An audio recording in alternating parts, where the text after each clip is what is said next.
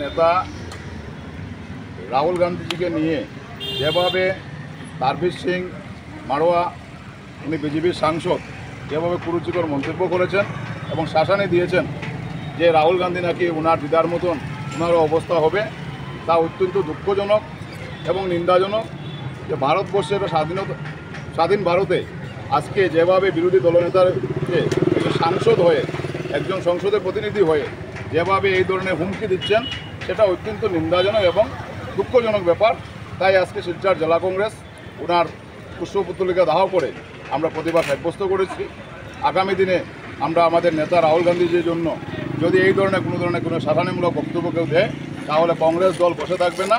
কংগ্রেস দলে ইতিহাস আছে, ভারতের স্বাধীনতা থেকে ইতিহাস আছে। কংগ্রেস দলে সবসময় মানুষের জন্য, সাধারণ জনসাধারণের জন্য আন্দোলন করেছেন, অনেকে জীবন পর্যন্ত দিয়েছেন এই কংগ্রেস দলের জন্য। আগামী দিনেও কংগ্রেস দল সেই লড়াই চালিয়ে যাবে এবং যদি আমাদের নেতাকে যদি কেউ এই ধরনের পুরো মন্তব্য করে থাকেন, তাহলে কিন্তু কংগ্রেস দল বসে থাকবে না।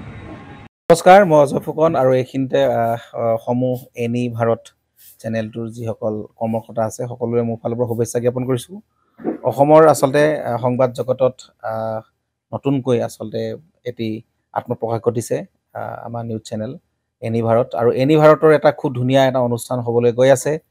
সকলোৱে জানে আমাৰ সকলোৰে মৰমৰ হাৰ্টথ্ৰব জুবিন গাৰ্গৰ গানে কি আনে, আচলতে জুবিনদাৰ সেই গীতৰ আধাৰত আমাৰ হিৰুদাই লিখা সেই গীতটি গানে কি আনে, এই গানে কি আনে নামৰ এটি তেওঁলোকে সাংগীতিক ৰিয়েলিটি শ্ব' কৰিবলৈ গৈ আছে।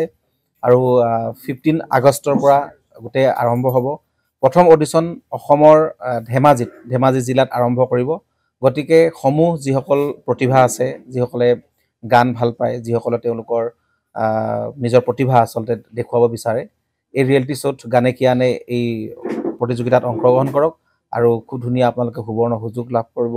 লগতে ইয়াতে পুৰস্কাৰ আছেই, বিভিন্ন ধৰণৰ উপহাৰো আপোনালোকে লাভ কৰিব, আৰু লগতে এগৰাকী প্ৰতিষ্ঠিত আচলতে এগৰাকী শিল্পী হিচাপে অসমৰ সাংস্কৃতিক জগতত আপোনালোক প্ৰতিষ্ঠা লাভ কৰিব। গতিকে গোটেই অনুষ্ঠানটোলৈ মোৰ ফালৰ পৰা শুভকামনা থাকিল, আৰু লগতে এই অনুষ্ঠানটোত আপোনালোকে অংশগ্ৰহণ কৰিব। আমিও আছোঁ আৰু সকলোকে আমি লগ পাম। ধন্যবাদ।